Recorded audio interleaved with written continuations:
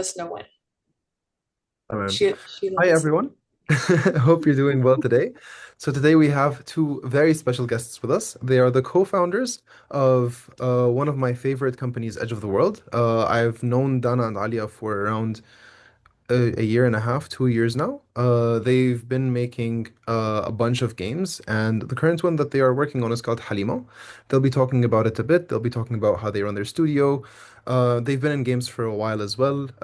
Super passionate. I don't think I've met anyone as passionate and focused on working on their game as much as this team has been.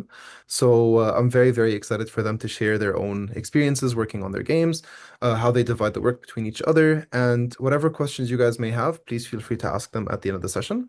Dana, Alia, so good to have you. I'll leave the stage to you.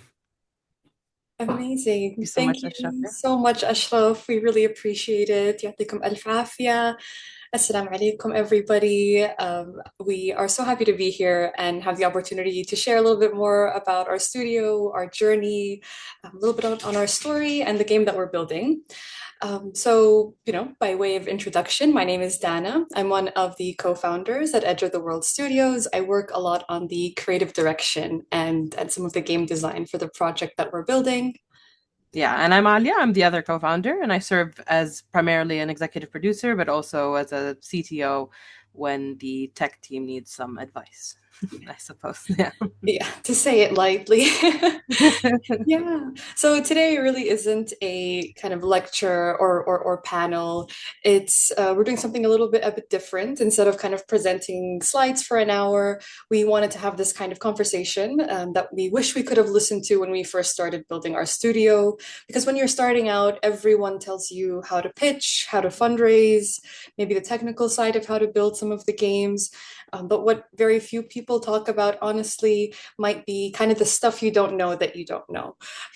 Finding the right partner, building trust, making impossible decisions, protecting a creative vision, how you can basically build something with the vision, the morals, and the passion that you really bring into this love for games, because this is a very, very difficult industry to jump into. And the fact that it's growing and so many people are still diving into it shows just how much we love this. And we're doing this out of the love of the games that we're building rather than, kind of like where the risk outweighs the reward. So that's why, I think it's great for us to always share insights, tips and tricks and come together as a community to make this thing that we love. And yeah, so that's kind of what we wanted to talk about today. So we don't have all the answers, but we're kind of living through this journey ourselves, and we're always excited to kind of talk about different experiences. And hopefully even later, if there's any Q&A, we'd love to hear some thoughts on your end. So before we kind of talk about the game itself, I wanted to start a little bit on our journey. So maybe we can talk about how me and Alia began the studio, how we met before the game even came to be. A lot of people assume founders meet through networking events on LinkedIn or incubators, but that wasn't us. We met because we were nerds. We played tabletop RPGs together, like Dungeons and Dragons and a few other different tabletop games. We played together for years, I think about almost over 2 years, maybe, Alia. Yeah, every week. And looking back, I don't think we were just playing games. We were learning how each other thinks. How each other solves problems, how each other communicates under pressure, how we disagree, how we improvise, and kind of without realizing it, we were already kind of testing out what it would be like to kind of build a partnership or a company together. And one day when I realized we were looking to kind of have a co-founder, a CTO, I didn't just need a CTO, but Alia to kind of join the team from there. So that's a little idea on our journey so far. But now, Ali, I wanted to leave it up to you to kind of kick us off with our conversation and a little Q&A Yeah. between us. Yeah. Yeah, thank you so much, Dana. That was such a heartwarming introduction. I think we can get more into to how the team kind of assembled together from my being added on to the team of like essentially 8 or 9 individuals that we have now. But I kind of want to start at like the beginning, and I'm gonna direct like a question towards you, which is I'm very curious about the time when it was just you working on what would eventually become the studio, before it was even a company, before it had any registration. How did that process start? When did you decide I want to make an indie game studio? And how long did things really take in order to shape up before I even joined? Like there's a whole Yeah, period of time that I was just not present for yeah, yeah. absolutely. Yeah. Okay. I love this question because it goes all boils down to one thing is that I love to play games and I've been playing games since I was a child, like many of us have. When I was younger, my parents, I was lucky enough to have parents who saw my younger brother and I playing a lot of games, and instead of taking away the screens, they instead would put us in like game development camp over the summers when we were really young. So we kind of learned some tips and tricks Unreal Engine. Back then it was like Unreal 3, and really early kind of indie projects that we would work on as hobbyists. So we kind of picked up just the back end of all of that. But in my early years of like high school going into college, I never really visualized game development as a viable career choice. I don't know, I just never felt reachable or tangible to me. Although it was something I loved to do and I loved to consume. And we were avid consumers of indie games. We just loved those small games that were from small studios who were making the most like impactful stories. And so I entered the job market and was working in a completely different sector. I worked in the startup space, working with blockchain and innovation startups. And then I decided to pivot and work in the cultural sector because I had a huge love for storytelling, narratives, our heritage, and how we as countries in the Middle East can take the stories and characters and mythologies that we've yet to really showcase to the rest of the world in an interactive medium that a lot of us love, which is games. And so I worked in the cultural sector for a bit and realized, okay, this is great, there's still something missing. At the time, there was a big push from the government here to kind of invest in gaming and gaming startups, and a push for more interest in the Middle East being a hub for gaming. And I thought that was like a really good, like, kind of call to this profession again. And so that's when I decided, you know what, let's go for it, let's do it. I began the early stages of formalizing the company, the registration, and even before we even had a product or even an idea of a project, I started introducing myself.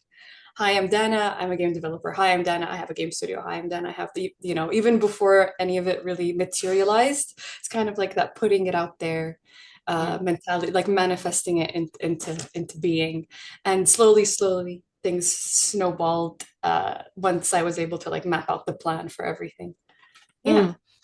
Mm. I guess a follow-up question to that then is eventually we landed on a game which is Halima, which we can talk about. But I wanted to know, were there any other games that were kind of brewing in your mind as the first studio game before Yeah. Halima became the flagship, I suppose? And then how did, as a second part of that question, how did you decide that like Halima was going to be the first game? That's a really good question. And I think I would even take this as advice to heed.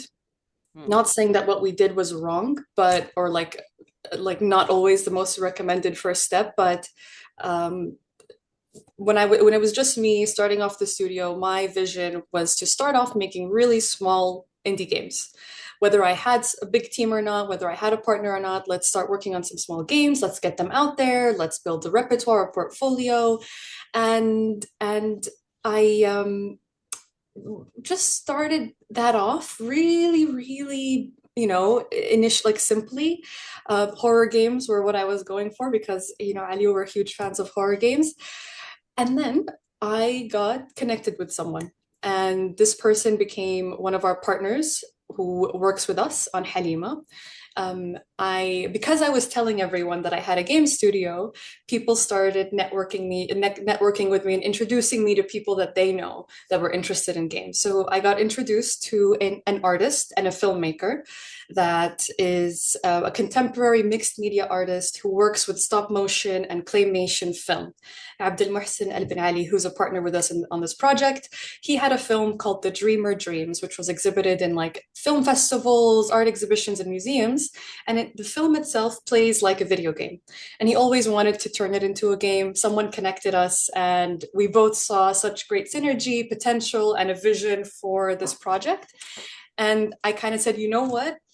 This is worthy of being like our first initial IP, something that has so much value and strength in its story and its art direction. Let's do this because I don't want anyone else to do it. And that's kind of where it started. Yeah. That's cool. That's really cool. Yeah. At what point then, after having now conceived of the project, getting some of the early concepts together, getting an idea of what the game was going to play like, which I have questions about that later. Like, at what point did you decide you wanted to have a co-founder, or was that something that happened? It's like as a necessity, or was it like a Yeah. what's the word? Yeah. So like, what was the journey like to consider Having a a co-founder. co-founder, and then as a follow-up question to that, um, the reason I'm asking is because I specifically want to know about what the journey was like to release a bit of control of what is essentially your baby at that point. You know, you're someone that was building this up on your own, and as someone that also identifies as a little bit of a control freak, I deeply admire how you were able to relinquish control and kind of accept that if this is going to go like become bigger, you need to distribute that control to others, in the same way that I think that like we both share that with the team. So how did you decide that, and how did it feel, I guess, to make those sacrifices? Is that the word? But yeah, I guess we'd love to hear your thoughts about it. Yeah. Well, it didn't feel like a sacrifice when you and I made the decision, you know what, the synergy here is worth it. So it didn't feel like a sacrifice at all. But prior to then, I did have to think about, okay, like I need to have a co-founder. And why did that thought come across my mind? And I think this is something for if anyone is looking to explore down the path of going into seeking funding from whether it's VCs, sometimes some publishers, any gaming funds. Some of them will have a clause that you can't be a solo founder, that you need to have a partner, you need to have at least one other co-founder. We've even had some programs that turned us away because we were only two co-founders and not three or four. That be the reason behind that is they feel that there's less risk when investing in or working with a studio that have more than just one person at stake or who is held accountable. There are more people at the helm that can kind of work on the project, which to me isn't an amazing or like great rule or guideline to live by. I think many studios that have solo founders need to, for whatever reason, work best with, just having that solo founder. So there was that element of, okay, maybe I will be getting more opportunities if I have a partner with me that showcases this more stronger, like front and face of a company, and me being the more creative kind of cultural narrative game design side of things. I needed someone I thought it would be beneficial to have someone with a technical background, someone who understands the tech side of things and can join forces with me on this project as a whole. So I would say for those reasons I felt like it would make more sense to have a co-founder, to have a partner. But I was so scared because I remember like reaching out to so many people, like people who I wasn't even that close with, saying, "Hey, do you know anyone who'd be interested in being a co-founder?" Or like, "Hey, I'm trying to connect with people who might be, who you would recommend, to have good, backgrounds or credibility, credentials to join the studio, to join the team." And I was really worried, like doing a lot of that outreach because I didn't know who would bite, and it's always a risk when you bring someone on as a partner that you don't really know to such extent. You're going to have paperwork between both of you. You're going to have to make decisions together. You're going to have to share equity. You're going to have a lot of legal kind of documentation between the two of you.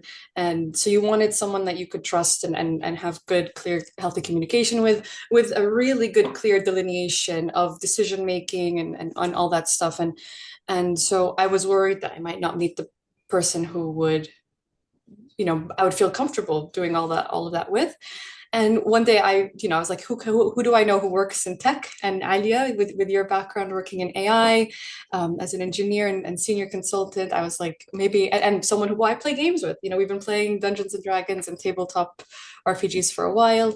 I reached out, Aalya, do you know anyone who would be interested in being working in game development? I don't know if you know anyone. I wasn't even asking Aalya to join. I just said, hey, do you know anyone? And then you replied, saying, actually, that sounds Actually, I know someone. yeah, I Yeah, know someone. That there's one sounds person. pretty good. So yeah, so that's kind of the journey there. It did it so, and once you did kind of let me know that this was something you've always had in your back burner as uh, Yeah. as a vision for yourself, for your future, your interest in games, that you also have taken game development work and courses in the past. I felt like this like wave and brush of like, oh my God, like relief that it's Alia, and that it's someone that I've worked with and fought monsters with and done quests with for over 2 years. And like, okay, we know how to work well together. This seems like a really good start. But what we did do, you and I initially, if you recall, was we gave each other 3 months of Yeah. like a test period before we decided to Yeah. sign any paperwork together. So, and I would do this with absolutely anyone and everyone. And if it was someone that I didn't know that well, it might have been 6 months, And so in that 3 months, we decided to like work together under the hats of being co-founders with a short-term paperwork. So we both signed a 3-month agreement to collaborate. And after those 3 months, we would do an assessment on whether we would like to proceed and then work on working on a founders agreement together. So that 3 months, we worked a lot on the initial stages of the project, initial stages of the studio, the startup, the production side of things. And at the end of the 3 months, after we felt really comfortable, we said, this sounds great. We started working on our founders agreement. We delineated all of our like decision making calls, equity. We talked to lawyers, and we wanted to feel so comfortable and like so much trust and open communication and transparency between the two of us, which was amazing. And yeah, once we signed everything and like kicked everything off, to answer your question on like how it felt to give the sacrifice or it being a part of like a baby or anything like that, it really just felt like um a professional, healthy, smooth, diplomatic, natural like progression and process that made sense for the betterment of the studio, for the betterment of the project, rather than thinking of it being like an identity just tied to Danna. So yeah, Fair. there's a long-winded answer. No, it was yeah. I hope that was a useful answer for anybody that's kind of looking to start their studios.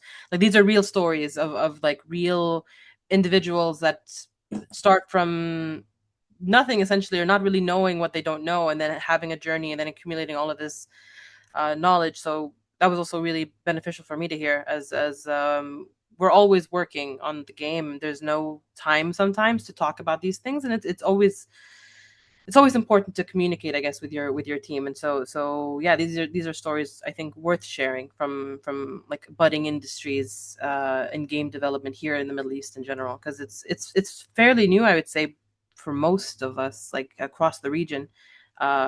So yeah, definitely not long-winded. I had more questions. Sure. Most of them are actually towards Halima. Yeah. So to give the audience a brief background on Halima, Halima is our flagship game. It's our first game. Um, it is a puzzle adventure set in a pre-Islamic Arabian times, where it focuses on a girl named Halima who needs to venture into the dream world in order to unlock truths that were lost to her tribe, and restore things that were once broken. This is the cryptic way of putting it. I don't want to give too much away, but the game, we landed on like a few important details about the game very early on. One of that, which was it was going to be a 2.5D perspective, and that it was going to be mostly platforming, puzzle solving, etc. I wanted to ask you, because this was something that was also set before I came on. How did you decide that that was going to be the genre of the game? How did you decide that these were going to be the core mechanics? And was there ever an iteration of this game where it was going to look more like a visual novel, or an RPG, or an adventure game where that's like more standard 3D action adventure where she's like running around slaying Jinn? Who knows? Like, what were the iterations for the game before you arrived at this final version? Yeah, absolutely. That's a really good question, and I think every studio starting out will need to ask these questions to themselves of like what genre, right? And one thing every expert mentor will tell you is not to do a puzzle platformer, and you'll hear a lot of people saying, even though people gave us that advice, we're still doing the puzzle platformer. We're one of those people. We're doing the puzzle platformer. We And believe. so that is a hurdle for us to be able to market this game in a way that's like, hey, it's not just a simple puzzle platformer. Yes, there are puzzles, yes, there are platforms, and there's a lot more. So this is, I would say, picking genres so important. Researching the market, looking at trends, but also making a game that you love and are so passionate about that you're like, no matter what, this is something that I want to build and come out with. Think about, obviously, the success of your studio and how you can make sure it stays afloat with what your game's features and offerings can be. So how can you differentiate yourself? Really think outside of the box. And honestly, the best way to do that is by playing so many indie games, really understanding how indie games that are within a specific genre bucket are able, how they differentiate themselves within that bucket, and what that fan base enjoy about that game, even though it's from a very popular or maybe older genre. And how we approached that with Halima was a bit straightforward. We used the film, the original film, as a really strong anchor for us. And in moments of the film, visually it looks like a puzzle platformer slash jump runner. And one of the artists, Abdul Muhsin's favorite games, is the Disney Aladdin game. If anyone has played Disney Aladdin, when I ask that question, usually a surprising number of people have played this game. So yeah, so he kind of loved that game concept, and which is such an outdated concept, right? And it's super retro, but we wanted to kind of have that same nostalgic feeling with the added twist of recreating claymation, stop motion graphics, handcrafted, textured feeling in the game project itself. So that's kind of the two buckets that we wanted to cross over. We were inspired by other 2.5D puzzle platformer games like Inside, like Never Alone. We have games that just really were the foundation of what this could be, that we looked at as benchmarks, as examples. Planet of Lana as well, that had such a strong narrative focus that even though the game features and game mechanics were simple, we can tell a good story.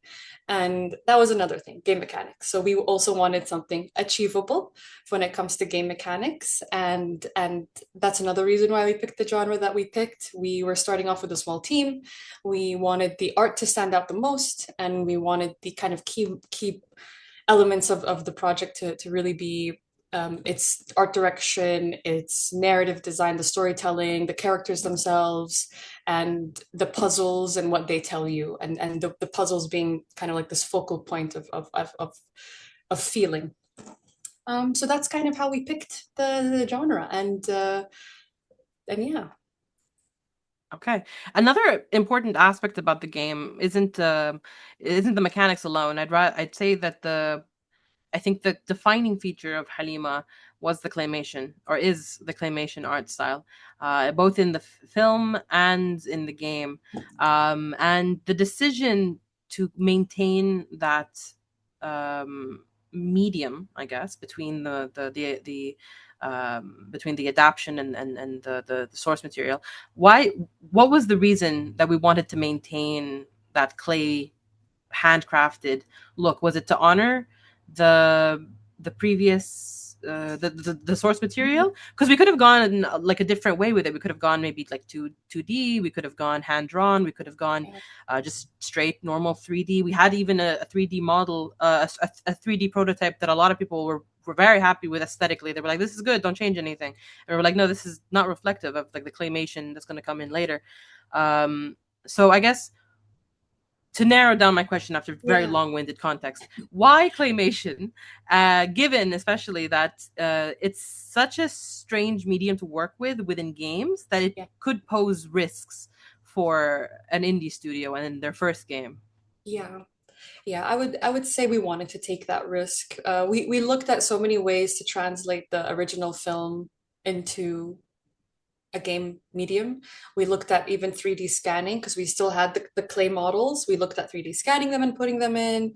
We looked at doing like photo through photogrammetry. We looked at having it be just 2D stop motion images of the characters. We looked at doing a completely different 3D render, and the most like feasible and viable option was for us to recreate it digitally, but with the idea that current tools today have proven to be able to create this effect that we were going for. There were other games that were coming out with claymation as the focus and seeing a lot of hype, things like Harold Halibut and Out of Words. There are older games with a lot of cult following with claymation at its core, like the Neverhood, Skull Monkeys. And so we were hoping to capture both the trend of games that have that handcrafted feel, being highly regarded with premium indie players, and also fans of older claymation retro style games that we're kind of seeing that they're seeing a revival of these kind of cult following kind of projects with weird, surreal, interesting lore. So that's what we were hoping to capture.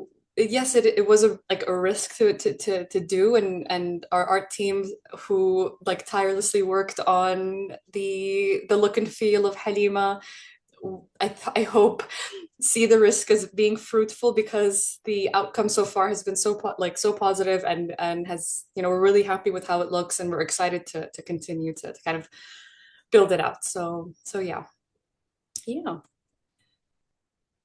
I wanted to highlight something as well, Sure. and ask Kimura Yeah. maybe less in-depth question, or maybe it is Yeah. something in-depth. But I'm always in awe of the design and artistic references that you share with the art team for Halima as we build the game out.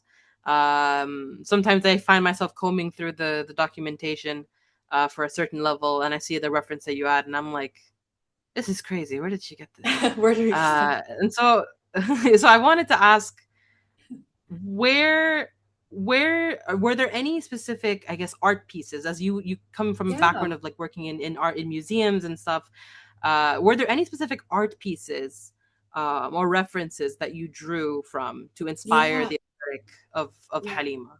um Absolutely. yeah, this is besides the video game references like Inside and Sure. such. Yeah. I would say this would be a good piece of advice for anyone who's looking to and be on the creative direction side, art direction side of making games, or people who are artists themselves who are maybe have the technical skills and background. The biggest boon to everything that I do, I would draw it back to the courses or like interest and like books that I have on art history. So taking and learning and getting an interest in classical art history of like fine art, visual art, is such a valuable like tool to have in your tool shed when it comes to art direction, and like pulling references and resources for the works that you do. I would say art history, but also film and film history have also been such a great asset, because with those in combination, you see a lot of the popular games that you see, you might not know or clock when you're playing those games the almost one-to-one references that they have, or like homages that they do in their games to art history, different art history paintings, films, sculptures.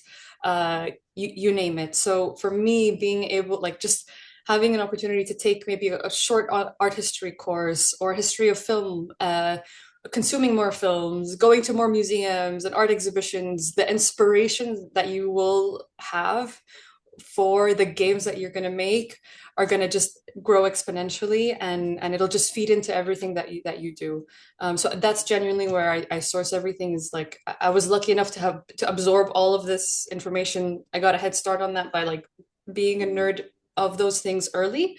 um, so that's really what I would say, that where I draw everything from. And then for Halima specifically, I mean, we're looking at like pre-Islamic Arabia, we're looking at Nabatean history, Dadan and Lihyan civilization of Kinda.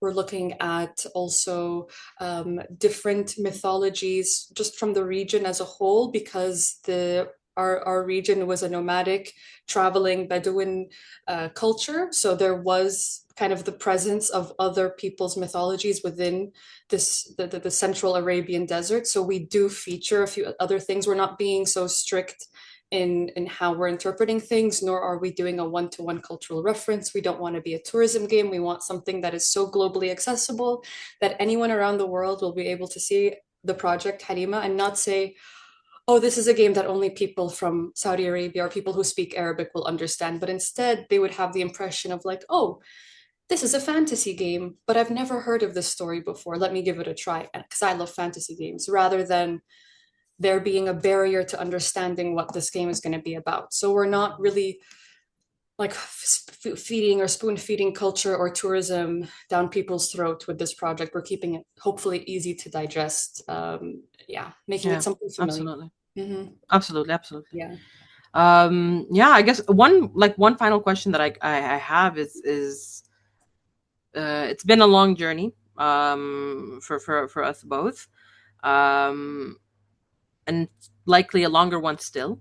um we've learned a lot from mentors and even our team specifically, who all each of them come in with their own backgrounds, sometimes more background than we have Yeah. in games, and they teach us. um what have been the most surprising aspects of development so far, for you, like things that you might not have realized have huge significance a year ago, and now that you Yeah. recognize it's like maybe it's like essential or core? Yeah. Would it be okay, Ali, if I flip that question onto you? Because you Sure. are our lead, you're our executive producer on this project. You're also our CTO, so you lead Mm, and kind of oversee a lot of the system architecture with our lead technical designer, Eric. And and your role as an executive producer on this project has been something that I find to be like beyond anyone's expectations, and our whole team I think would agree. and mm. and I think I would love to transition just a bit more and put the focus on you, on Sure. production, on the kind of difficulties, like expectations and tips that you might have. So I would love to have that question be directed to you on Sure. development expectations. um Yeah. yeah, okay. From my side, I had a lot of assumptions going in. Some of those assumptions turned out to be true, while others I've had to rework or like recontextualize. When we first started working on the project, all we had was like a GDD, which is for, I'm sure everybody in the call would know, it's a game design document, which details like what the game's going to be like on paper. And so for me, I come from a background of developing software for various different clients across the Middle East, and so I work directly as like an engineer. I work within the team, delivering solutions, debating, arguing with clients. It's a very like it's a difficult field, I'd say, because you're always managing your team's capabilities with what you're actually able to achieve, and then maybe sales teams making over promises to things that can never be delivered, and nobody realizes that except for the engineers. And so when we started the project, I wanted to have a comprehensive view of what we were going to need to deliver what was written in the GDD. And then we had like restrictions in terms of like timeline and budget. These are all things that you have to look at as an indie studio, because um, sources of I guess income for the studio itself differ between people and locations, and you have to be careful with what you're doing and investment and such. So we had like all of these restrictions, but to me it became very clear in the beginning that we needed a team. So looking at the GDD, it was ambitious, and I liked it. Like when I first spoke with Dana, the first thing that she pitched me was the game itself, Halima and her story, and it resonated deeply with me, because I'm somebody that also enjoys stories. Like I live in storytelling and mythology and fantasy, and I myself was actually writing a story about a nomadic girl from pre-Islamic Arabian times, and I was like, "This is crazy! Like this is a story about the same like concept." And so I felt it was fated. So even though the scope of the game seemed ambitious, I felt it was a story worth telling. So when you, I guess, make up your mind that you want to deliver something, the only thing that you need to do is think about how am I going to deliver it. And I think that this is the aspect where a lot of teams that we saw in like our peers seem to struggle with. It's they have all of these grand ideas, but you need to have a foundation for how you're going to build those ideas, and that starts with like preparing documentation and being realistic about your goals and what you're going to be able to achieve, and being realistic that you're also likely going to like fail some of those deadlines and goals that you're going to achieve, and it should never Mhm. come at the risk of the team. So the first thing I think that we did was like, I remember we and you sat down, and I spent like maybe a month or more working on a pipeline, a roadmap and pipeline, Yeah. and that Hmm. pipeline essentially detailed how we were going to build it in terms of like development milestones and iterations and what was going to come first. And then it also detailed the team. Like we need this person, and we need this person, and we need this person, and each one of those activities was kind of like laying the groundwork for the studio. And we spent, I would say, almost a year, really, um, building up the foundations for what was going to become the team. Whether it was the ecosystem that we were going to use for developing the game, Unity, in Unity, the version control, the art assets, like repository, the team and their talent themselves. Like each like Hmm. the game industry is so significant that Dana can attest. Every time we would like reach out for individuals to bring into the team, we would receive applications in like 500, 700s, and each one of those we went through. Yeah. And so we had to come in with very specific eyes, Yeah. looking for, okay, who is the person that we feel will both resonate with the game and Mhm. also has the skill set for to deliver what needs to be delivered. And so I think for me, the things that I came into the project assuming was that we were going to need these things. We were going to need all of these people and have this pipeline in place. But the things that I learned across the way were that it's a constant struggle of communication between like what you can accomplish and what you need to be realistic about, I guess. So Yeah. because we need to, yeah, there's always we always talk about scope creep, I guess, in this industry. Yeah. Talking And about like that how, was going to be one of my questions to you anyway, yeah, was, exactly, kind of mitigating between scope creep, creative yeah, ideas from the creative team, and keeping on track with production and yeah, yeah, timelines, etc. I think yeah. that's always an obstacle. Absolutely, yeah. Because once you have the pipeline and the roadmap and the team roster written up of like what we need, you don't want to find yourself in a position where you're so married to that you're not able to be flexible. And I think that Yeah. this was a learning lesson for me because we came into the building of the game with a lot of assumptions about timeline and what we need, but you don't know what you don't know. And every single member that we've added to the team has only added to our experience and our knowledge about how games are made, that it's often results in a conversation between me and Dana about what is technically feasible and what is things that we may not seem critical at first, you realize are critical. And so you always have to keep an ear out to the team and the environment around you as to what is what is working and what is not working, and it's almost like my job feels like maintenance, really. So it's like every day I show up and I make sure that everything is running as it should, and if there isn't, I need to flag these issues and like figure out, maybe if it's a Yeah. machine, like, okay, this gear isn't working so well, we need to get some oil to And you grease do it that back very up. well. And I realize Thank that you. not a lot of teams have production present Mm, in like where you have a foot or like a hand in each kind of yeah.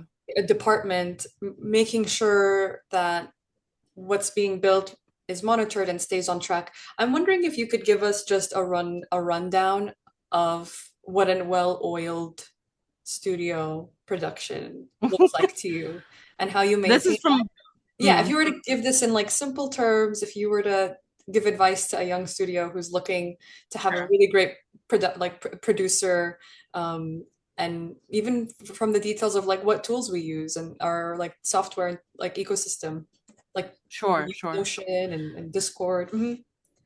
Sure, yeah. Um, I only have one sample size for this example, so I could be off the mark here. I'm only basing my experience off of the experience that we have with the studio, and I hope that it's an environment where our team feels that they're able uh, to achieve things without much friction. Um, I think one of the best advice I got for this particular role was from Faris, who is a friend of ours Want to at see Soft Game Studio. studios. Yeah, Yeah. Nancy Studios. He said to not let the work that usually goes in terms of like production and making sure that all of these things are aligned influence that team. Like, my responsibility is to make sure that they don't have to worry about those logistics, that they can just go about their day working on the things that they want to work on, that are important for them to work on, without having to deal with the bureaucracy of the entity that they're working for. And I think a lot of people in indie studios feel like they don't want to impose bureaucracy because it's an indie studio. But in order to get things done, there needs to be order, and you have to have a system in place to deliver. Like, concept is nothing without delivery, and in order to deliver, you have to be diligent about it. But you can be diligent about it without letting it impact your team, I think. And this is my philosophy, is that if there's something that needs to be done in terms of like management, I just tell the team, like, tell me and then I'll do it. Don't worry about it. Like, I can do it. I'm always grateful when somebody steps up in the team and does it for me. There are members who are extremely like they proactive, and they do that, but I don't consider that their responsibility. And so for me, a healthy team is a team that's able to get work done, not blocked by bureaucratic elements of running a studio, or building a game or building a product. And they also have open and clear communication with each other and with us as their leaders. I dislike it when there's no transparency involved between leadership and the rest of the team. I've had this experience before, and I feel a lot of, whether you're a game studio or any type of enterprise, a lot of um, issues that arise within these organizations can be mitigated by simple, like, two things: communication and compassion. And so I think that these are the building blocks that we have and that we hold for our studio, and we try to maintain. And so for me, while these things are present, I hope we have a healthy ecosystem. Yeah. Yeah, I think that above all else is key. Yeah. Even and it's key for longevity for me that Mm. those two things that you mentioned, and longevity is also what we're here for. We want to continue to make Yeah. games with with the great team that we have, and like with more projects in the pipeline, Yeah. and those are all really like sound and valuable like full like ideas to have on approaching a project and production. If we were to even simplify it and dumb it down even more, like what is what is your like what does our day to day or like week by week look like from a production standpoint, and like Sure. that's important I think for some studios who may feel like they're project isn't progressing. And like I think for us, the way you've set up our like check-ins, our stand-ups, our weeklies, and how they're Mm, monitored on things like Notion or yeah, sprint board planning. How do we plan our sprints? These are all things I think that the way we not only just map it out once and kind of update it as we go, but we're quite, you're quite diligent with it. So how do you, if you were to dumb it down and paint a picture, sure, that sure. looks like? Mhm. Yeah, I can be more, I think, straightforward in terms of like a checklist. So our day to day more or less looks like this. At the start of the week, we have a big meeting with the entire team. It's about 30 minutes to an hour long at most, and essentially we decide in that meeting what's going to be going on for the rest of the week, who's going to be working on what, whether there are any channels that need to be activated or opened between individuals, like maybe somebody from the art team needs somebody from the dev team, and then they have that in the back of their mind that's like, okay, at some point this week we're going to talk about um, getting together about that. We're also a remote team, so it's important to recognize that when you have a remote team, people operate on different time zones, and it's not it's not cool to disrupt people's time. So we try in advance in that meeting to book meetings across the week. So we meet on Mondays, and then we decide, okay, let's have a meeting on Tuesday and let's have a meeting on Friday about these points. And we make sure that that happens in advance as much as we can. And then throughout the rest of the week, we have daily stand ups, which are like about 15 minutes, half an hour at most long. And in that time, all that happens is each team member comes up, speaks up, and says what they were working on, if they're facing any blockers, things that they're going to continue working on the next day, and they ask any questions that they have.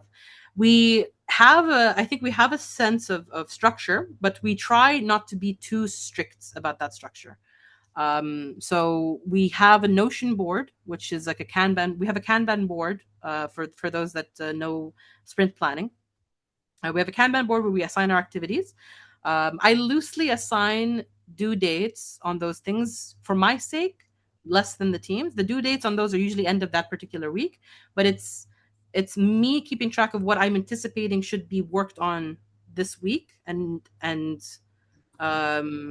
maybe will be finished this week, but not necessarily finished on that exact day.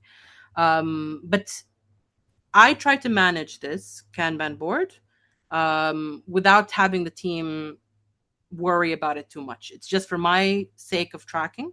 And this is what I meant about like not involving the team too much in the bureaucracy of stuff. Um, Aside from that, we also have, I'd say, Dana and I in particular, we have usually weekly or so checkups between like leadership. We talk about things that are coming up way in advance. We talk about things that are looking like we talk about things 6 months, a year, even from now, things that we have to keep an eye out on, plans that we have in terms of people that we need to onboard onto the team, because we never want to be caught behind. So yeah, I think to dumb it all down into like a couple of words, it for me it boils down to planning and communication. These are the two Yeah. foundational things to making sure that you have a game that's running, Absolutely. a project that's running smoothly. Yeah. And if I can shout out our daily bot, so Yes, sometimes thank you, Dailybot, for we don't have our stand up, we yeah, automate some of our like updates and stuff that come super in yeah. handy. But yeah, I don't know. I want to do a quick time check with you, either Ashraf or Ahmed, on how we're looking for time on time. Yeah. Yeah.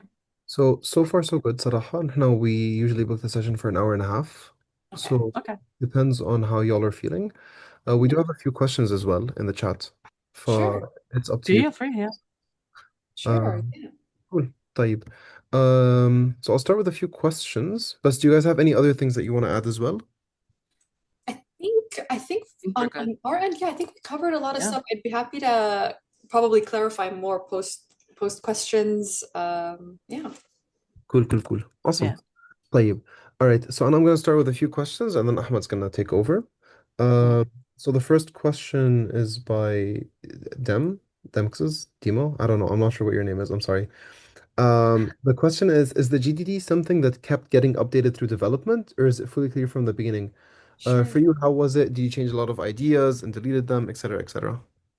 That's such a good question and also Yeah. such a loaded question. Because I also, yeah, so I started off with the GTD myself, and I love to put a lot of information and things and a lot of context. So we started off our first GTD, I think, if you remember, Annie, it was like 78 pages or something like that. And it Yeah. wasn't Yeah. even done. And it wasn't even done. And it was a lot of like context and like story and narrative and like each level and game features and mechanics. And basically, if you were to look up any GDD template online, we took that and then tried to fill it up with every possible question that could be asked, or like leave no question unanswered. Basically, it was a lot. I think it was a lot. I don't know if I'd recommend doing that or not, but it is something that me for my practice felt valuable to ground myself in the project, in every aspect of the project, at least personally. So if anything, it was a personal exercise rather than something that I would give to the team and say like, okay, I flushed it all out, here it is, and do it. But rather, this is a personal exercise to make sure I'm aligned on the vision. If I'm going to be creative director, if I'm going to be working on game design features, I need to make sure that like I have a grounding on what this is. So from that perspective, I would recommend doing a really nice chunky GDD with the narrative Yeah. beats done and like with a good story there, and then you break it up into whether it's levels, your game features, even going into like target audience and how you envision this entering the market, the platform, like the consoles or platforms that it'll be released on, like, and like the why, and just really getting into it, because it also helps you answer questions people will ask you on the game, whether it's funds, like VCs and funds, whether it's publishers, whether it's anyone you're trying to like introduce the project to. It gave me like such a, like, it was ingrained in me. So Mm. I do recommend it. But when it comes to like uh practical GDDs and like using it in the project, there are different elements to a GDD, I would say, that remain the same and ones that will get altered. The ones that will remain the same might be things like what type of, like, what's the target audience, what is the, like, what are the core game mechanics and features, that is something you want to align on at least before pre-production is complete, so you avoid scope creep or mismanaging, like, Yeah. going, undoing work that you've done in the back end, or introducing new work that contradicts with old work.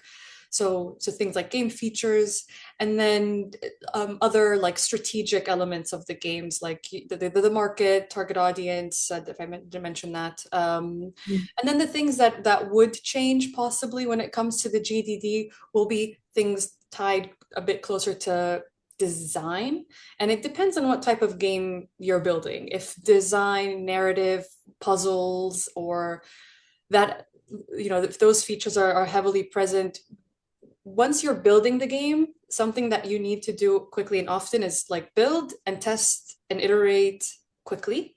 So that Yeah. means so that allows you to see if what you wrote down on paper works well in reality, if it's fun, if it's playable, and if it's not, you might need to rewrite things and think of something else. So this is like the design aspect will probably be something that needs to be reiterated on. The way we have it in our team, with our game design team, we have Marcel, who works tirelessly with me on the rewriting of some things that happen in the level design and blueprints of the works that we do. So, but that's all kind of the, like, it's a really fun part of it once we're able to like put things in gray box in Unity. Once we like gray box a level design, we play through it and we like we'll test it out, and we realize, wait a second, the pacing of this actually isn't how we imagined. We wrote out that this level needs to have this beat, this narrative beat, this puzzle, this tension moment. But as we played it out, we tested it out, we realized actually we need to switch this and this and that and that. So when we do build it out, sometimes we don't feel the need to like fix it in the GDD immediately. Like, it's not the top priority to like then immediately go back to the GDD and fix it. It becomes kind of like an archaic document that maybe we could rewrite after the game is released or something like that to like, I don't know, Yeah. like have it be like archived and in its final form. Does that answer the question? I hope that was like a pretty good like all-encompassing look Well at said. how we approach Yeah, yeah. Well GDDs. said. Yeah, Well said. it's a I like a think, GDD. Every studio I think has a different approach to yeah. GDDs. Depends on how like deep and complex your game is as well. I've seen GDDs that are just very short. Yeah. And if you're sending a GDD out to someone, I would recommend having a short version of the GDD that captures the essence of the game and the core features, core points, platform, like where the release, blah, blah, blah, all the core details, almost like a skeleton GDD that's well designed, very visual rather Yeah. than textual. Have that ready. This should be something that if you were to change something in the game, you wouldn't need to change this. And this is one that you would like send out to people, if it, whether it's publishers or VCs or people who are Absolutely. curious about the project. Yeah. Yeah, That was absolutely. great. I'll be taking over from Ashraf. Okay. Next question will be from Abdul Nasser. He's asking, is there other files like the GDD, for example, for the art and Yeah. one for the game mechanics and so on? Yeah. There are two more. There's our art direction document, which is like our art Bible, which that's a living document. And then we have our our TDD, Yeah, our TDD. technical Yeah. design document, which Alia, maybe Which you can is talk about. Yeah. So all of these documents tend to evolve, and so I think they serve really well as a foundation, but then you shouldn't get so stuck on making sure that they are um like always reflective of the game, because the game can continue to evolve in different ways. But in terms of the other documents, we have the art Bible, which basically serves what we did is actually different. I think we got different advice on how to handle the art Bible. Some teams do it very differently, and what we decided to do was just have a scene inside of Unity. Oh yeah. Oh, Yeah, so we I think built. what we Yeah, did for our art direction Bible, yeah, people have loved that our approach for it. I yeah. think we've had really good So reviews on we how we did it. So, and yeah, it might be just applicable to 3D games. Or maybe not. I don't know. But essentially, fair enough. and Muhammad is here attending, who's our lead artist. So we wanted to have an opportunity to soft lock what our materials and textures will be for this project, because it's a very like texture dependent and like detail dependent game. Yeah, So we wanted to we obviously Muhammad built our like workflow pipeline that had to be cemented. It's very yeah, important that there are elements of the art development pipeline that are cemented and standardized across the whole team. Because you're putting in something visual into the document, it needs to be properly handled, managed, labeled, like the minute details of like the topology, UVs, you name it, has to be standardized. So that element had to be cemented in documentation. And then we had and even before, and while we were cementing that, we wanted to have an art Bible, right? So art Bibles are usually like books or like documents outlining the like visual direction of the project. So what we created was a living 3D art Bible. So we created a scene in Unity where it was like a test stage, like a yeah, theater stage, with the lighting we wanted, with the camera perspective that was going to be the camera perspective of the player. And we yeah, treated that like a theater stage where we would like plop and drop what we were building with different textures and ideas that we had in mind for how we wanted the game to look. And we used that as a way to test and see what we wanted to lock in for how we wanted wood to look, how we wanted clay to look, how we wanted stone to look, and that became our art Bible. Um, absolutely. and then that's something that we cemented after we soft lock, validated, greenlit, play Yeah, tested. So yeah, yeah. yeah. It also served as like a good space for the art team to kind of familiarize themselves with the tools that we were going to use to manage all of our art assets, because in the generation of all of these assets that were going into the stage, we realized we need a better way to store all of this stuff, because we were sending it to each other over Discord, over Notion, and it wasn't efficient. So that's when, like, again, as the executive producer, your job is to make sure that your team is working without this friction. So I was like, okay, we need to find something better, which is when we found that Unity has their own asset manager, and we were like, okay, we're working in Unity. Let's just use its suite of tools, and we configured everything to work with the environment that we have. And yeah, in terms of the TDD, that's the technical design document. That one is more focused on some of the systems that were core to the game in terms of like their implementation, and then the methodology for the team, whether it's art team, design team, dev team. How were we going to make this game was kind of the questions that were being answered there, in terms of like the software that we were going to be using, the naming conventions that we required, the cadence at which we were going to update or push changes to the game. So that's kind of what the TDD contained. Not every team needs all of these documents. It really depends on you and how you work. For us, having these documentations or these tools was kind of foundational for us. It was something that we could ground ourselves in, and when the like when development gets hectic or lots of ideas come into the picture, we can always go back to these things and use them as kind of like our roots and be like, okay, how were we doing it originally?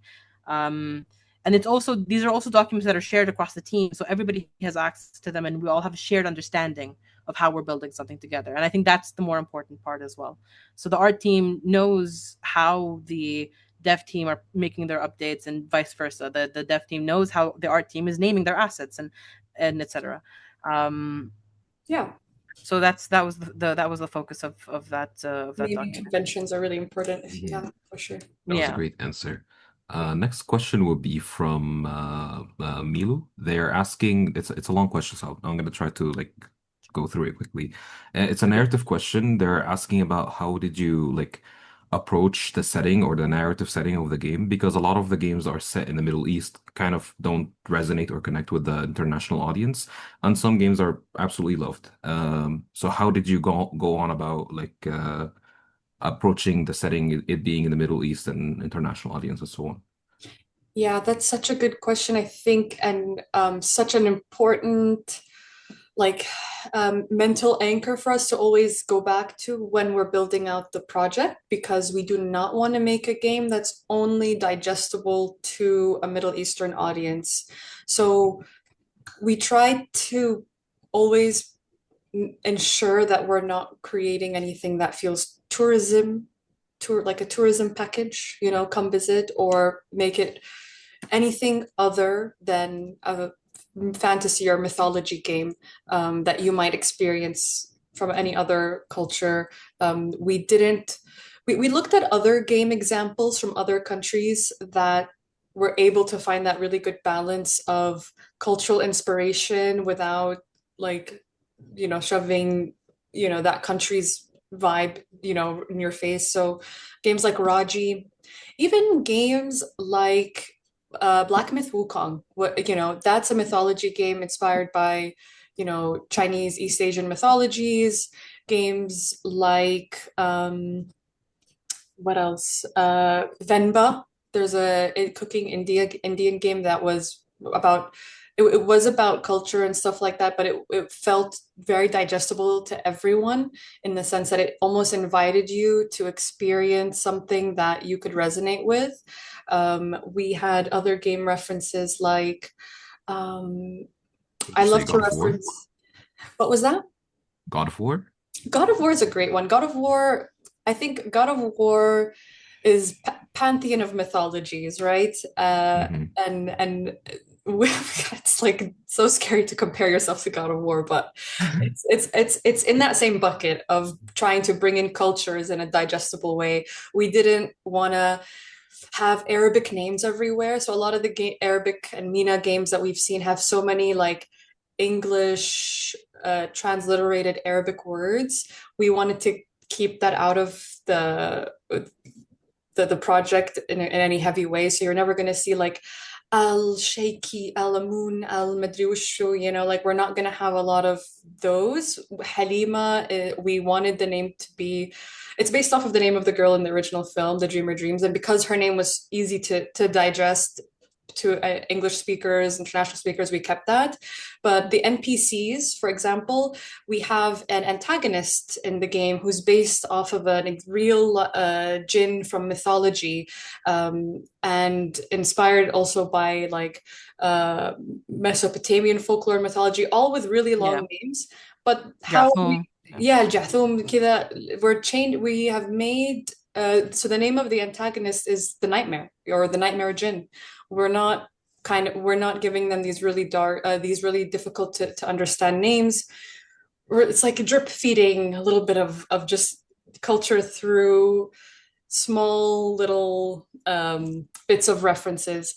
Another reference for us for like a good game that like was able to bring in culture without spoon feeding you was Animal Crossing. I always use this reference how like Animal Crossing, even Mario, Animal Crossing, and yeah, like a lot of Nintendo games do this really well, where they include little bits of mythology in the game without telling you that it's Japanese mythology. Like the Tanuki, who is Tom Nook. Tom Nook's character was like a symbol of prosperity and business prosperity and like good sales and economy. They put the raccoon in front of storefronts in Japan. Tom Nook is the mortgage guy, the guy who sells you things in Animal Crossing. So that's an example of how Japan have been able to at a very good job, imbue their culture in their games without making it a tourism game or any. So we like to look at examples like that, I would say, to like little bits of culture. I mean, she's in a desert, that's already Arabian enough, so we don't have to do much else. The architecture of the game, you're going to see like the architecture of buildings will have some elements of something like not Oriental. So we're avoiding Orientalism, which is that like blanket term for Middle East that a lot of the Western lens views us. So we're trying to avoid an Orientalist aesthetic. So we're trying to still keep like, hand selecting how we can make this bit unique. So yeah. Yeah. All right. Next question will be from Demzex or Demxez. I'm not sure how to pronounce his name. When you first started, the tools that you were using, was it open source and free tools? And if so, did you at least at what point did you start using paid tools? Trying to Um, free as much as possible.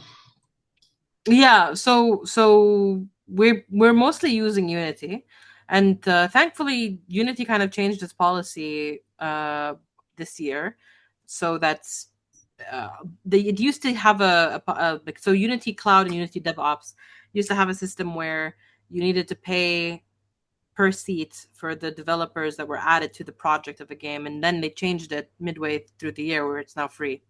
I don't know why. I didn't question it. It was good. So we try to maintain free tools, as long as they're good tools as well. Like, don't use free tools if it's just like slop, for lack of a better word.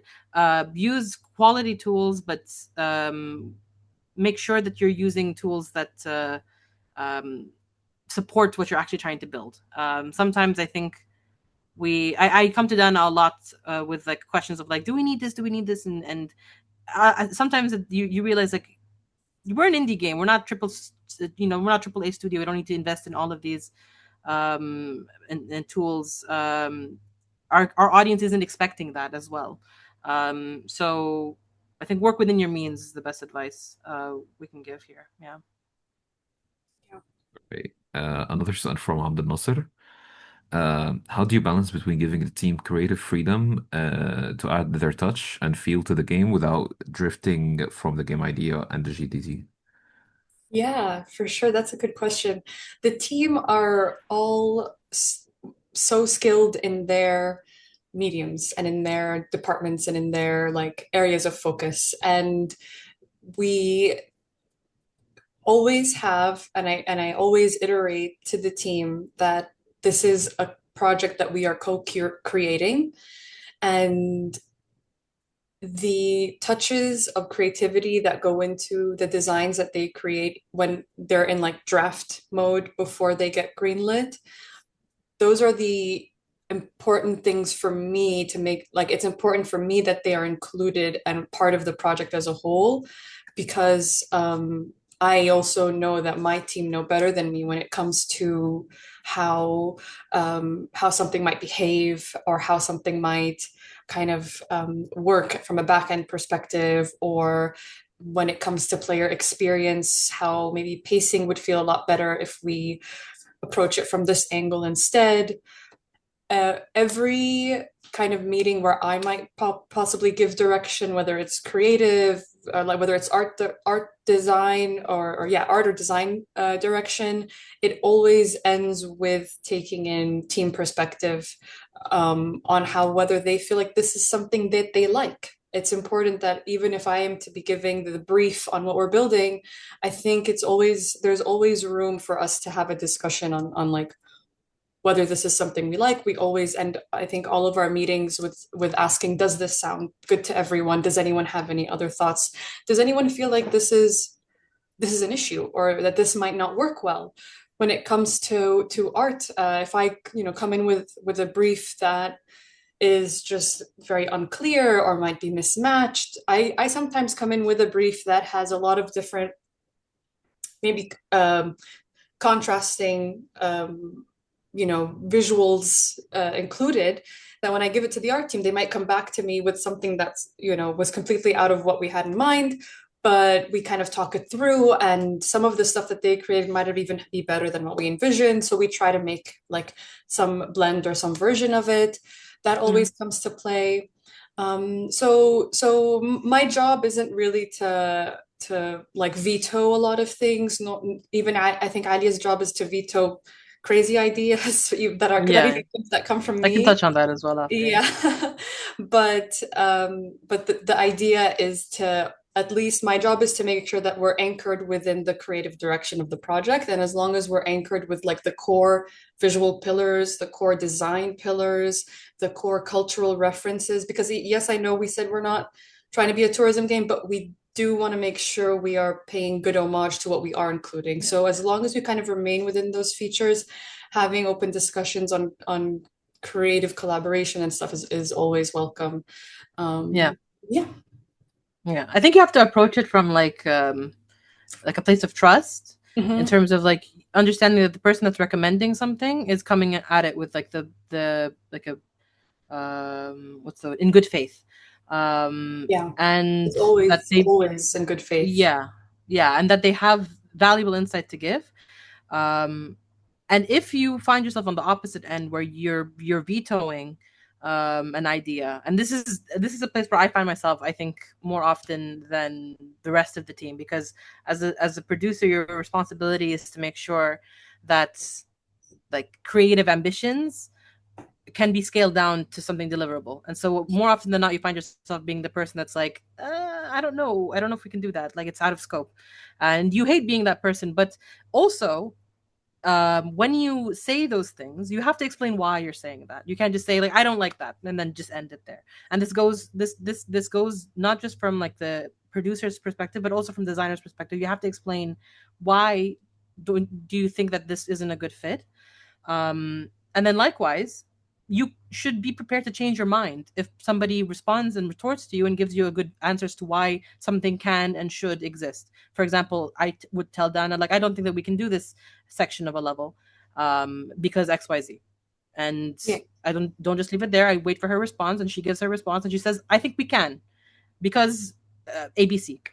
And you should never just stick to your answer and then not be flexible. Take what you get in communication, and then think it through, and you might realize that you're wrong. Maybe the other person is right, and we can do something, and maybe it is worth having this part of the this new feature, or this new narrative beat, or this new something into the game. So yeah, I think approaching it from a place of trust is important. Yeah, and be prepared to accept when you could be wrong, I guess. Yeah, absolutely.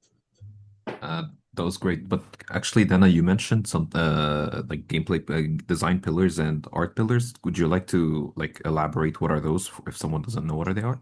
Yeah, sure. I would say this goes into something that should be one of the cemented things that are in your GDD and Hmm. your art documentation is, and this is something that every game, prod, school, program, course, workshop, accelerator, they're gonna be like, okay, what's your game pillar? What are your game design pillars? And so this is one of the, like if you were to look this up, you might even have an essay's worth of definitions on what these are. But really how we approached it is from game design pillars. Um, or no, I think I would rather start um, on art design, on how we approach the art pillars. So basically, we looked at the original source material, which is the claymation film. We wanted to make sure that we are able to emulate the same feeling and the same, I guess, almost so like the emotional feeling that you get when you watch a stop motion film. The reason why stop motion films are really popular and have you kind of have more like emotional attachment to some of the characters that are in stop motion, even though they're not actors, they don't emote like us. But when something is made by hand, the human like almost like a, I don't know if it's like a biological or psychological reaction is of that fragility makes you feel something. And so that was something we wanted to make sure is present in the in the art that we're and the assets that we're building. So we had to like try and evoke that handcrafted, fragile feel in what we were building, in the textures we were designing. So that was like a really core, like important pillar for us is that aspect. And then we had other things that were more kind of concrete and like everything has to be like, does everything have to be like, has to have that handcrafted feel, whether it's clay, whether if you're building something with clay, whether we're building something with wood, whether we're building something with like metal or fabric or plastic or glass, it has to look like it was made by hand, like a giant made it and put it in a stop motion set. So these were kind of like core pillars, like almost they were more ideological pillars of how we approached art, the art and design. Yeah. And when it comes to the like game design pillars, like essentially what those aren't like features, game features like platforming, puzzles, or jumping, but rather like concepts or statements or feelings that guide really what you want the game to kind of be. Their rules, they inform decision making when you are defining what those features are. For us, it was, let me see, I have it even written here. It was exploration, tension, and discovery. So those were three core like design pillars for us, where the whole game was built on these principles. So how can we, throughout, let's say, a level, we can have moments of exploration that feel like you're exploring something bespoke and well curated and adventurous and mysterious. So the core feeling of exploring. Tension. So we have a lot of like chase sequences and moments where the player is going to feel really stressed. So we do have some tension moments, and then discovery. So discovery comes from in different ways that we included that in our game features, whether that's in how we approached puzzle design, when you finish a puzzle, what is it that you uncover or find out when you talk to an NPC or come across different lore items or collectibles in the game? How can we make that feeling of discovery really feel like valuable or tangible? So those were our game design pillars. Um, and yeah, and I think that should feed into how you want to build out the rest of your game. And I think that should be something that's cemented Mhm. um, in your GDD if possible. And I can understand why these might change later on once you test or iterate, but at least having what those are be the anchor for how you proceed. Yeah. Mhm. Fully agree. Hmm. Next question is from Badir. What are some of the most enjoyable features you and your teammates prototype for Halima? What's the feature that stuck out to you, which you found memorable and reminded you both why working in this field is so enjoyable? Yeah, that's a good question. What are the most Hmm. enjoyable features that we prototyped? So Really? off the top of my head, yeah, Yeah, right now um, we finished our lead developer finished prototyping a new puzzle that we were really excited about. Seeing it kind of come to life. At first, I admit I was skeptical about the need to change. We had an iteration before this. We had an iteration of this puzzle before this new version, and for scope reasons, I was concerned about needing to change it. but But I was Dana, like, please, please, yeah, please. Dana stuck with her gut that this is it needs to be better, and seeing it come to life made me. It was a learning lesson for me. It's like, okay, we even if things get delayed, if it's for the sake of like making it better, it might be worth it. So you have to take sacrifices here and there, and I think it paid off. And so that's one feature that I'm really excited about. It looks really fun, and I'm so excited about the potentials for it. Other things that we were really excited to see, and kind of for me were the massive uh, reminders of how far we've come was the first time we saw our character model for Halima. Like it may not look like it, but so much work, time, effort went into this final design in terms of figuring out the materials, figuring out the design, onboarding the artist who became such a pillar to the team. Like all of these things were the product of several months of work before we even had this still. So for me, seeing her kind of brought to life like this was one of my like major highlights of working in the studio and feeling like, oh my god, Yeah, we did that. It was so yeah. cool. Yeah. I, Yeah. I agree with both of the both of the ones you mentioned, and then I think for me, another one that gave me like the dopamine rush of like quick wins, because I think even when you're building out any game, this was advice that I heard and I try to like keep in mind is some parts of game development can be really like there are not boring parts, but that you don't sometimes you need to work on a part of the game that you'll be able to see the result quick, because when you see a good output, good result, you feel good. You're like, oh, like it's coming together, and it's kind of like a visual reward. So even though that might not have been a main priority aspect, if that makes sense. So like one of the things for me was like when we tested, like just did a quick test of the stepped animation, so having her work like walk in stop motion.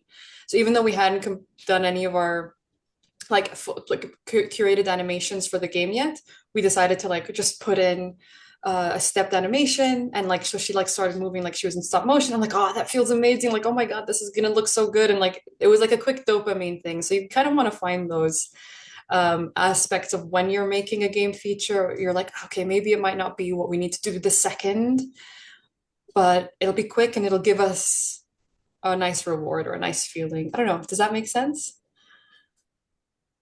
I think so, yeah. Okay.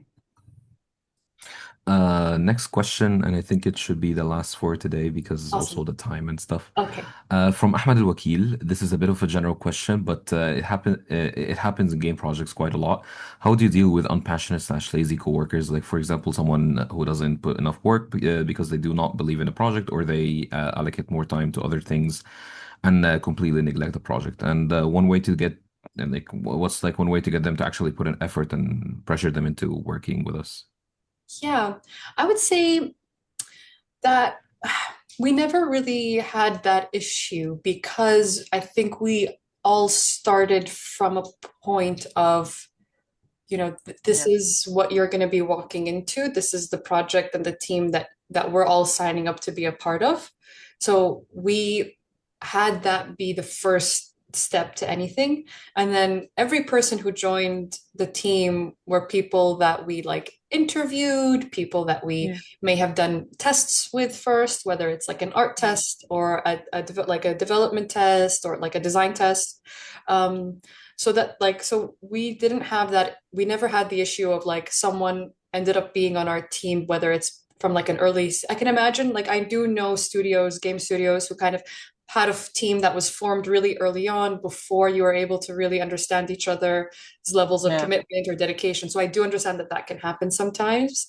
But in our case, we kind of were able to start it at that stage of already knowing what we're doing, knowing the projects that we're building, etc.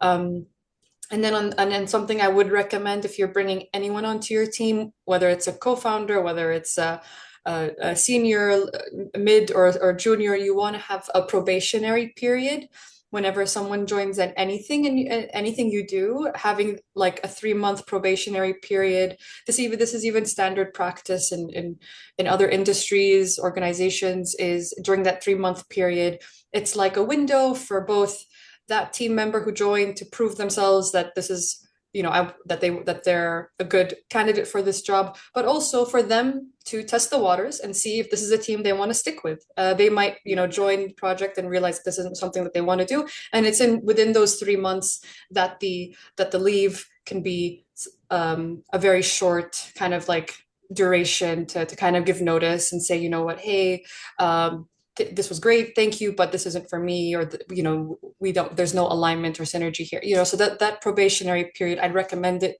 no matter what, even if it's your mother joining. So yeah, it's like really just standard practice. I think that's how I would approach it going forward. And I think really well said, Dana. I also want to add that like I find that anybody that works in this field is somebody that is passionate. So if you're encountering a team member that isn't bringing that same passion, then perhaps it's time for like a conversation with them and ask them like maybe why that may be. Like not all conversations that are hard have to be malicious. You can have a genuine, gentle conversation with them, telling them like, hey, like for me, this is an important thing that I really want to work on, and I feel like, where are your thoughts on this? And you can talk about that and get their perspective on like why they are actually not I guess delivering in the same way that you are, and or maybe there's like a lack of synergy between the two of you, and it's just that they are passionate but not about this, something about something else. So yeah, always if you feel this way strongly about this individual, then just talk to them, I think. Yeah, that's so well said. I mean, me and Ali have so many great check-ins with each other throughout the year. We talk about commitment, we talk about time management, we talk about, like, there are so many things that we owe it to ourselves to be open with each other on these aspects. And yeah, so when I have a particularly busy week, I let her know, because like we're a team, we work together, and so vice versa. If there's like a lot of things happening during her week, she's like, I'm not going to be around, then I know that as well. So it's like you pick up each other's slack, because that it's a teamwork, it's a collaboration, and so we have each other's back, and you have to have that open communication with the rest of the team as well. Yeah. It's that communication compassion thing that you talked about, Aalya, I would say. That's key, and it goes for everyone in the team. That was very well said. Thank you so much for all you guys' time and the answers and stuff. Is there any way you guys like, if someone wants to reach out to you guys, any way to reach you?